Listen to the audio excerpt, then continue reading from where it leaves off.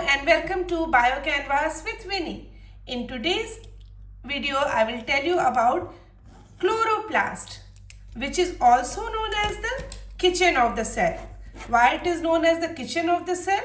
You will tell me in comments why it is known as the kitchen of the cell.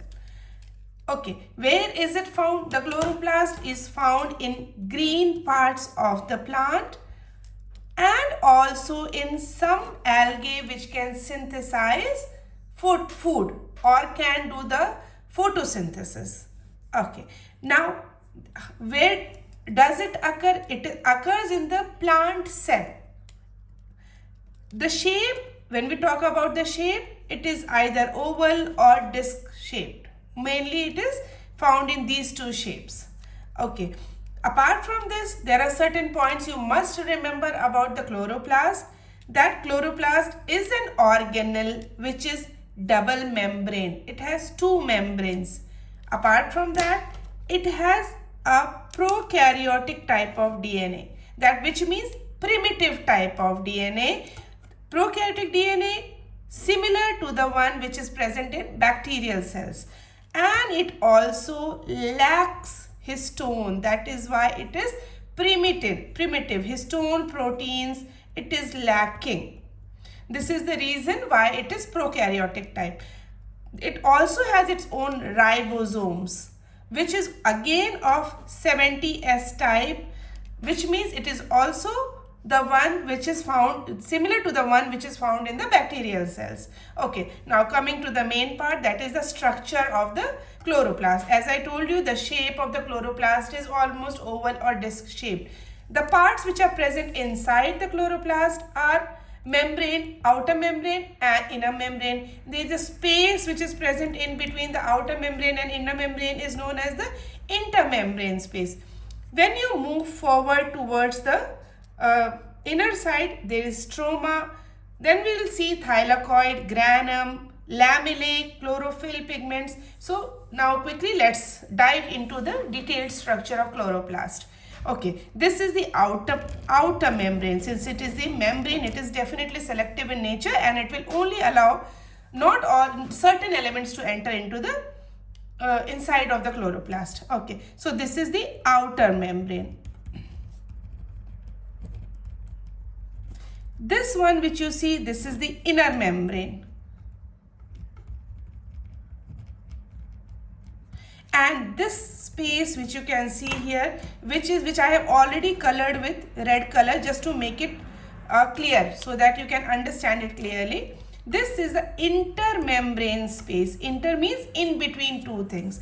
Intermembrane space. The space which is present in between two membranes, that is the outer membrane and the inner membrane. Now let's move inwards towards the inner membrane. As we move inwards towards the inner membrane, there are certain flat coin type structures. These are known as the thylakoid. They are known as the thylakoid membranes. These ones, they are stacked over each other. They form a granum. Singular we call it as granum.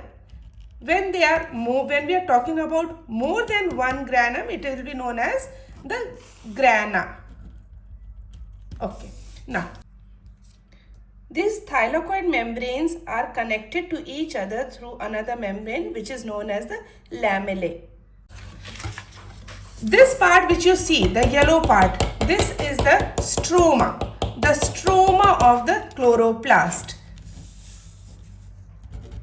This is the stroma. Here light independent reactions take place. The reactions, like Kelvin cycle, it occurs in the stroma where light is not required. Okay. Now this one, these thylakoids, they are present inside the chloroplast stroma. Okay, now these thylakoids contain some small pigments which are known as the chlorophyll pigment. These small pigments which are present inside the thylakoid membrane, they are known as the chlorophyll pigments. It is the chlorophyll pigments which trap the sunlight, the solar energy from the sun, and converts it into the chemical or the chemical energy or the food which is required for the whole plant. Okay, so it is the chlorophyll is present inside the thylakoid membrane, and this thylakoid is responsible for light dependent reactions. Okay, so apart from that, as I told you, the DNA is also present here, but this DNA is circular and is of prokaryotic type of DNA. Then these small dots which you can see, these are the ribosomes. These are ribosomes independently present inside the chloroplast, which ribosomes, as you know, they are the protein factories of the cells, but here the ribosomes are of 70S type, again, which means of the type which is present in the bacterial cell. So this was all about the structure of chloroplast. Thank you for watching my video.